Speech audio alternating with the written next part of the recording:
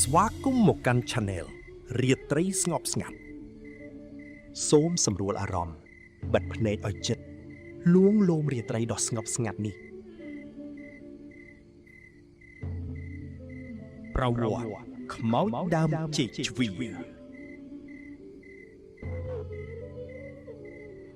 ខ្មោចដើមចេកជ្វីគឺជាសាច់រឿងពិតមួយដែលចាស់តែងតែដំណាលតគ្នាជាយូរលង់ណាស់មកហើយតាមរយៈខ្សែភាពយន្តការនិយាយតគ្នាតើលោកអ្នកជឿទេថាខ្មោចដើមចេកជ្វីជារឿងពិតសាច់រឿងខ្មោចដើមចេកជ្វីនិយាយពីជីវិតប្តីប្រពន្ធមួយគូដែលរស់នៅក្នុងសម័យកាលលង្វែកក្នុងរាជព្រះបាទសត្ថាទី1កុសករាជ1579នាសតវត្សទី16ដែលពោពេញទៅដោយគ្រោះអាសន្នវឹកវរដោយការឆ្លងជំងឺអាសន្នរោគផងនិងចោរកម្មលួចឆក់ប្លន់ផងដោយជីវភាពខ្វះខាតផងប្តីត្រូវចាកចេញពីភូមិខ្លួនទៅរកជំនួយនៅតំបន់ផ្សេងនិងបានទុកប្រពន្ធចោលឲ្យនៅម្នាក់ឯងជាច្រើនថ្ងៃក្រោយមកប្រពន្ធក៏ស្លាប់ដោយសារការឆ្លងជំងឺអាសន្នរោគចំណែកឯអ្នកភូមិមួយចំនួនក៏ឆ្លងជំងឺស្លាប់ផងដែរហើយអ្នកភូមិមួយចំនួនធំក៏បានរើចេញទៅបាត់អស់គ្មាននរណាអាចជួយនរណាបានឡើយផ្ទះនីមួយស្ងាត់ឈឹងពេលយប់គេឮតែសំឡេងឆ្កែលូនិងពន្លឺភ្លើងចង្គៀងផ្លុងទៅតាមផ្ទះនីមួយដែលមានចម្ងាយឆ្ងាយដាច់ពីគ្នាណាស់ដែលមើលទៅគួរឲ្យភ័យខ្លាចព្រឺក្បាលជាពន់ពេកនាថ្ងៃមួយមានភិក្ខុសង្ឃពីរអង្គដែលមកពីទីឆ្ងាយមិនបានដឹងហេតុការណ៍ក្នុងភូមិដែលស្លាប់មនុស្សអស់ដោយសាររោគជំងឺឆ្លងនេះទេលោកទាំងពីរអង្គបានមកបិណ្ឌបាតនៅភូមិនេះហើយលោកបានជជែកលេងជាមួយអ្នកភូមិនេះនិមន្តលោកឲ្យទៅសូត្រមន្តចម្រើនព្រះបរិត្តនៅផ្ទះរបស់ខ្លួនលោកឡើងទៅដល់លើផ្ទះឃើញមានភ្ញៀវពុទ្ធបរិស័ទជាច្រើនម្ចាស់ផ្ទះក៏ទទួលប្រគេនចង្ហាន់លោកតាមការគួរក្រោយប្រគេនចប់ម្ចាស់ផ្ទះបានសំណូមពរភិក្ខុសង្ឃថាថ្ងៃនេះជាថ្ងៃសប្បាយដេចជន់គុំសូត្រធម៌ករណីយមេត្តាសូត្រសូមនិមន្តសូត្ររំលងទៅវិរូបខេតែម្ដងទៅដើម្បីកុំឲ្យខាតពេលព្រះសង្ឃក៏ចាប់ផ្ដើមចម្រើនព្រះបរិត្តសូត្រធម៌លុះដល់ករណីយមេត្តាសូត្រលោកក៏រំលងចោលទៅសូត្រវិរូបខេតាមការស្នើសុំពីម្ចាស់ផ្ទះក្នុងពេលនោះលោកសង្កេតឃើញថាម្ចាស់ផ្ទះនិងភ្ញៀវមានការសប្បាយរីករាយសើចញញឹមញញែមក្របួតមាត់ក្របួតកក្អាយគ្រប់គ្នាព្រះសង្ឃនឹកឆ្ងល់ថាគេសុំកុំឲ្យសូត្រធម៌ករណីសុំឲ្យផ្លោះទៅសូត្រវិរូបខេតែម្ដងឥឡូវសូត្រវិរូបខេទៅស្រាប់តែនាំគ្នាសប្បាយបែបដូចជាប្លែកព្រះធរៈនឹកអៀនក្នុងព្រះតីណាស់ខ្លាចក្រែងគេរិះគន់ថាលោកសូត្រខុសទើបត្រឡប់មកចាប់សូត្រធម៌ករណីមេត្តាសូត្រវិញលោកទើបតែនឹងចាប់សូត្របាន3បបព្រះឧបស្រាប់តែភ្ញៀវក្នុងផ្ទះនាំគ្នាដកខ្លួនថយបន្តិចម្ដងរហូតដល់អស់រលីងស្ងាត់សូន្យឈឹងផ្ទះដែលព្រះសង្ឃឡើងទៅនោះត្រឡប់ទៅជាគុំឫស្សីបារីតែស្គរទៅជាដុំធ្យូងដីសាច់និងកំណាប់ឈើអស់ហើយព្រះសង្ឃទាំងពីរអង្គបានជាប់នៅលើចុងដើមឫស្សីទើបព្រះសង្ឃភ្ញាក់ដឹងខ្លួនថាការពិតអ្នកភូមិនេះស្លាប់អស់ហើយទើបខ្លាចជាខ្មោចមកងងអាត្មាអញព្រះសង្ឃទាំងពីរជាប់នៅលើចុងឫស្សីនោះបាន2ទៅ3យាមក៏ឃើញអ្នកបរទេសមួយមកភូមិនេះដែរក៏ស្រែកហៅឲ្យជួយហើយនិយាយប្រាប់ហេតុការណ៍នេះដល់អ្នកបរទេសដែលជាអ្នកជំនួញមករកប្រពន្ធវិញនេះឯងយ៉ាងណាអ្នកជំនួយនេះមិនជឿព្រះសង្ឃពីរអង្គឡើយ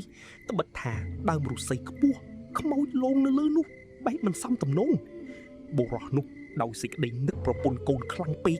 ក៏ចេះតែចចេះចូលទៅលុះទៅចិត្តដល់លំនៅខ្លួនមើលទៅឃើញភ្លើងផ្លង់គ្រប់ផ្ទះដោយប្រក្រតីគាត់ត្រេកអរណាស់ហើយនឹកខឹងនឹងព្រះសង្ឃទាំងពីរដែលប្រាប់ពីកណ្ដាលផ្លូវថាអ្នកភូមិនេះស្លាប់អស់ហើយនៅតាមផ្លូវទៅផ្ទះគាត់មានសេចក្តីសង្ស័យដែរចំពោះសភាពស្ងប់ស្ងាត់ប្លែកពីធម្មតាគ្មានសូម្បីតែសំឡេងឆ្កែព្រុសដូចសពដងដែលគាត់រស់នៅលុះទៅដល់របងផ្ទះក៏ស្រែកហៅប្រពន្ធ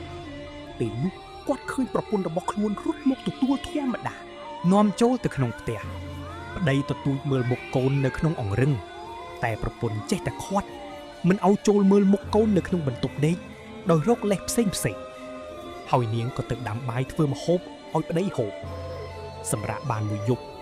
ប្តីបានងឿងឆ្ងល់អាកប្បកិរិយាប្រពន្ធចម្លែកខុសពីធម្មតាក៏នឹកគិតពីសម្ដីព្រះសង្ឃទាំងពីរនិងចង់ដឹងការពិតផងបុរសជាប្តីក៏ធ្វើពិធីបើកភ្នែកឃើញខ្មោចដោយយកកំបោរគូសសញ្ញាជើងក្អែកដើរជុំវិញផ្ទះចំនួន3ជុំដើម្បីមើលឃើញខ្មោចដោយឱនក្បាលទៅមើលតាមប្រហោងខាងក្រោមជើងក៏ឃើញអណ្ដាតប្រពន្ធយ៉ាងវែកលៀនមកឆ្កឹះយកវែកបាយក៏ដឹងថាប្រពន្ធខ្លួនជាខ្មោចក៏ភ័យតក់ស្លុតជាខ្លាំងខ្មោចនាងប្រពន្ធក៏ហៅប្តីមកហូបបាយល្មមប្តីលឺដូចនេះក៏ពូលទាំងញ័រមាត់ថាអញទៅលូមនឹងរៀមមុខផ្ទះមួយផ្លេតសិនបុរសជាប្តីបានយកក្អមមកចោះឲ្យហូរទឹកបន្លំជាសម្លេងជុះនោះរួចក៏លូបរត់ចេញទៅទាំងផិតភ័យនាងខ្មោចប្រពន្ធដែលចាំប្តីយូរពេកក៏ចេញទៅមើលមិនឃើញប្តីឃើញតែក្អមដែលចោះហូរទឹកចេញក៏នឹកគិតក្នុងចិត្តថាប្តីដឹងថាខ្លួនស្លាប់ជាខ្មោច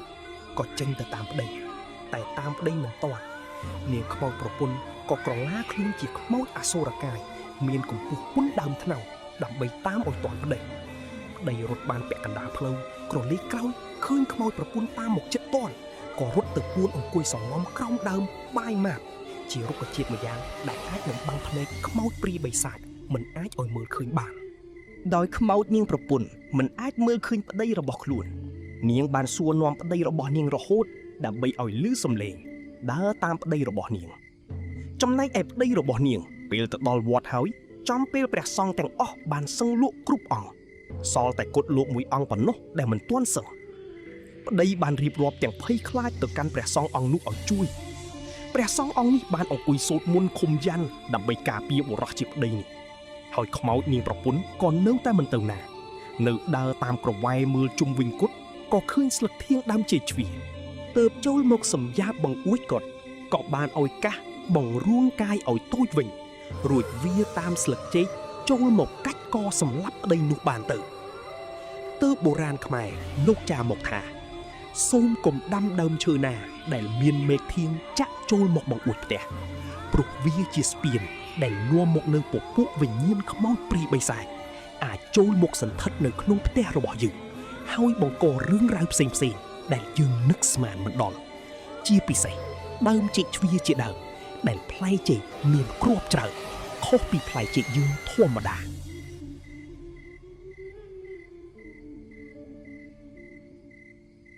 សូមបញ្ជាក់ខាងលើនេះគឺជាអត្ថបទខ្លះៗដែលតាក់ទងជាមួយអពយជំនឿដែលរាត្រីស្ងប់ស្ងាត់ដកស្រង់មកសម្រាប់សន្តាប់កំសាន្តជាចំណេះដឹងប៉ុណ្ណោះ